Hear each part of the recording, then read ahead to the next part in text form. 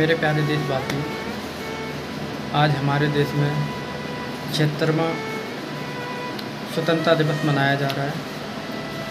तो उसके उपलक्ष्य में हमें थोड़ा बहुत आप सबसे वीडियो के माध्यम से कुछ कहना है।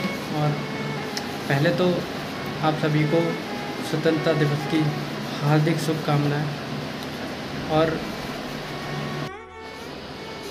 और ये हमारा राष्ट्रीय पर्व है, तो इसको हम सभी खूब धूमधाम से मनाते हैं। और इस बार तो हर घर तिरंगा कार्यक्रम जो सरकार की तरफ से चलाया जा रहा है वो भी चल रहा है, अमृत महोत्सव।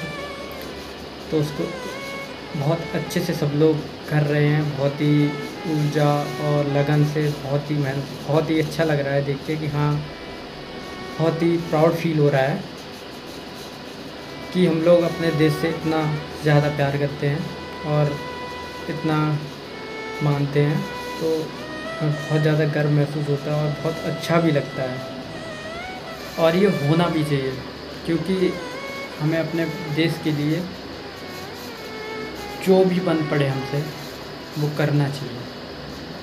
और हमें तो बहुत अच्छा लग रहा है, हमें क्या, आप सभी को अच्छा लग रहा है कि इतने धूमधाम से मनाया जा रहा है हर घर तिरंगा।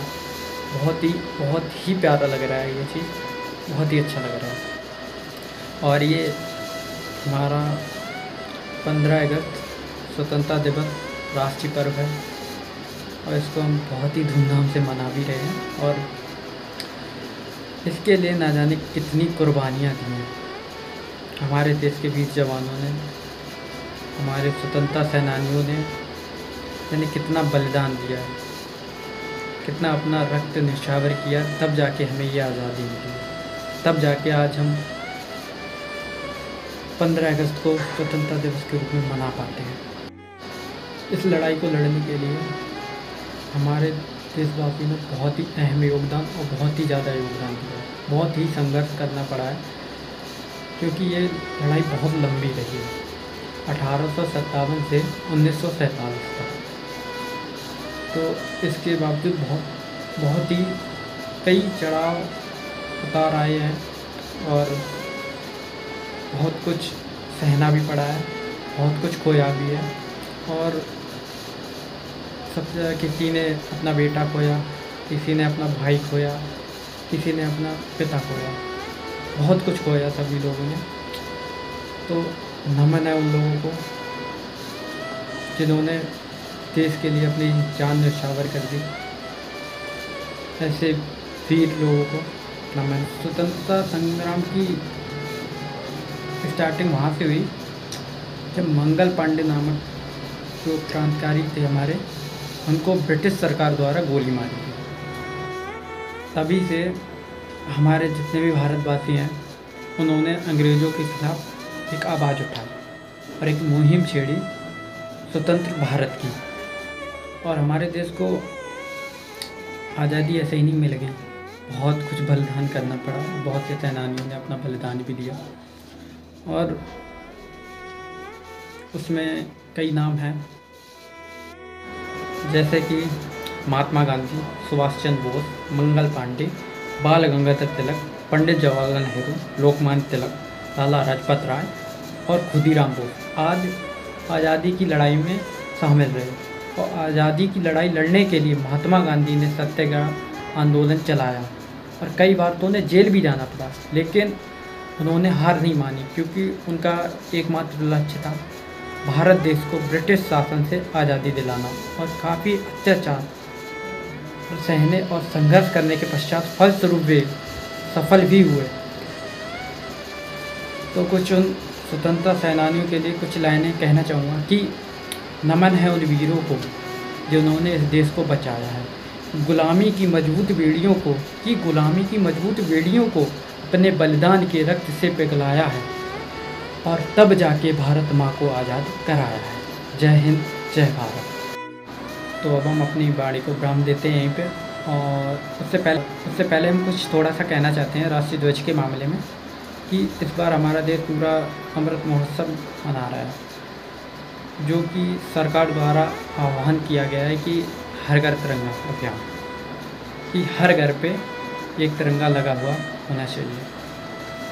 तो आप सभी लोगों को राष्ट्रीय ध्वज की गरिमाएँ पता ही होंगी, तो उनको बहुत ज़रूरी है मद्देनज़र रखना चाहिए, क्योंकि उनकी गरिमाएँ बनाए रहना, राष्ट्रीय ध्वज की गरिमा बनाए रहना हमारा फ़र्ज़ है। तो उसको बनाना ज़रूरी है। उनके लिए मैं कुछ बातों को बताना चाहता हूँ, तो उनका ज़रूर ध्यान रखें, जो हमारे आन बान शान तिरंगा के लिए बहुत ही महत्वपूर्ण हैं। तो पहली बात, तिरंगा झंडा जो हो कटा फटा ना हो, और दूसरी बात, ध्वज दंड सीधा और मजबूत होना चाहिए। तीसरी बात, राष्ट्रीय ध्वज फहराते समय उसके रंग क्रम का ध्यान रखें, क्योंकि कुछ लोग क्या करते हैं कि देखते ही नहीं झंडा उल्टा है या सीधा है, सिर्फ लगा देते हैं, लगाने से मतलब रखते हैं, बल्कि वो हालांकि जानबूझ के नहीं करते हैं, वो गलतियां कर जाते हैं गलती से। फिर भी उस चीज़ का हमें बहुत ही ध्यान रखना है, केसरिया रंग को ऊपर रखना है। और चौथी बात, ध्वज सम्मान की स्थिति में हो, झुका हुआ नहीं होना चाहिए। अगर कहीं पे झुका हुआ दिखाई दे तो उसको तुरंत ही बोलो कि इसको सीधा करो, चाहे कोई भी हो, आपका पड़ोसी हो या। और पांचवी बात, ध्वज पर अन्य कुछ भी लिखा या छपा नहीं होना चाहिए। और छठी बात, राष्ट्रीय ध्वज के साथ अन्य कोई ध्वज बराबर ऊंचाई पर अथवा राष्ट्रीय ध्वज से ऊपर ना हो और ना होना चाहिए, क्योंकि ये हमारा आन बान शान सब कुछ है। इसके लिए तो हम जान भी न्यौछावर कर सकते हैं। सब लोग जो जब भी इसके हिस्से में आएगा तो करेंगे सब लोग। तो इसके लिए बहुत ही बलिदान दिया है हमारे स्वतंत्रता सेनानियों ने, तो इसकी गरिमा बनाए रखना हमारी पूर्णतः जिम्मेदारी है, तो जिसको बनाए रखना बहुत ही ज़रूरी है। और सातवीं बात, किसी प्रकार के फूल, माला या प्रतीक चिन्ह राष्ट्रीय ध्वज के ऊपर अथवा ध्वज दंड पर ना हो, ये बहुत ज़रूरी है। और आठवीं बात, ध्वज फहराने के बाद ध्वज को समेट कर सम्मान की सहित संभाल कर घर पर ही रखें, इधर उधर सड़कों पर या कचरे में ना फेंकें, क्योंकि बहुत बार देखा गया है कि 15 अगस्त तक उसका खूब मान सम्मान होता है, उसके बाद 16 अगस्त को इंसान ये नहीं देखता है कि हम कर क्या रहे हैं, किसके साथ क्या कर रहे हैं, ये हमारी शान है। तो इसको कृपया अच्छे से अच्छे तरीके से रखें, संभाल के रखें। जो भी हर घर तिरंगा चल रहा है कार्यक्रम, उसके तहत भी 15 अगस्त के बाद सम्मान के सहित उसको उतारें और अपने कहीं पे अच्छी जगह, सेफ जगह पे अच्छे से सही से रख दें। क्यों, हमारे तिरंगे की गरिमा बनाए रखना बहुत ही ज़रूरी है, जो हमारा पूर्णतः कर्तव्य है। और 9वीं बात, यदि ध्वज क्षतिग्रस्त अथवा कट फट जाए तो पूरे सम्मान के साथ उसका निपटान करें, सड़कों पर या कचरे पे ना फेंकें। ये बहुत ही ज़रूरी है, क्योंकि हमारा राष्ट्रीय ध्वज है और बहुत मायने रखता है हमारे लिए, क्योंकि इसके लिए बहुत ही हमारे सेनानियों ने बलिदान दिया है। हमने आपको बताया भी, अवगत भी कराया। और भी जानना चाहो तो आप पढ़ना, कभी पढ़ के देखना इसके बारे में, तो पता चल जाएगा। तो इसकी गरिमा बहुत ज़्यादा बनाए रखना ज़रूरी है, तो इसको ज़रूर बनाए रखना। तो ये आप सबसे हमारी हम्बल रिक्वेस्ट है, तो इस चीज़ का ध्यान रखें। और उसके बाद 15 अगस्त के बाद ज़रूर कुछ भी ऐसा ना सुनने को मिले कि हमारे राष्ट्रीय ध्वज का कहीं पे भी अपमान हुआ। वो चीज़ हमें लगती है, हमें क्या, हर देशवासी को जो अपने देश से प्रेम करता हुआ उसको लगेगी, तो ख़राब लगता है। इसलिए ये चीज़ का ध्यान ज़रूर रखें। और इन जो 9 बातें मैंने बोली हैं वो बहुत ही अच्छे से ध्यान रखें, और गलती से भी ये गलतियां ना करें, कोई भी ऐसी जिससे हमारे राष्ट्रीय ध्वज का मान सम्मान में कोई ऊंच नीच हो, जो बिल्कुल गलत है। और ये आपकी हर चीज़ पे उंगली उठा सकती है फिर, इसलिए इस चीज़ का बहुत ही पूर्णतः ध्यान रखें। और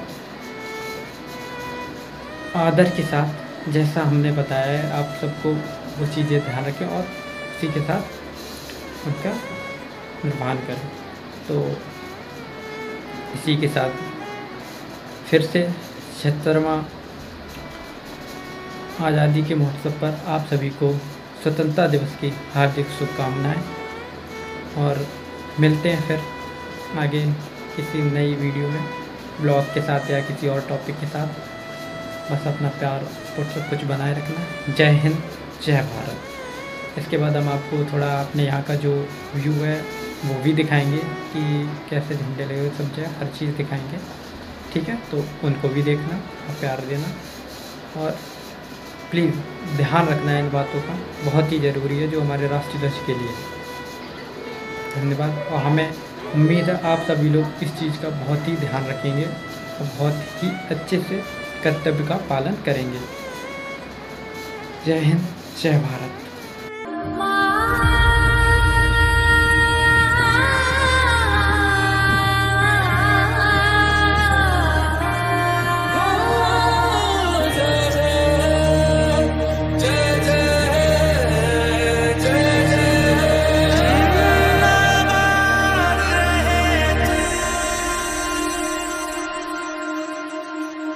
है मेरी ज़मीं अफसोस नहीं, जो तेरे लिए 100 दर्द सहे। महफूज रहे तेरी आन सदा, चाहे जान मेरी ये रहे ना रहे। मेरी ज़मीं महबूब मेरी, मेरी नस नस में तेरा इश्क बहे। फीका ना पड़े कभी रंग तेरा, जिस्मों से निकल के खून कहे।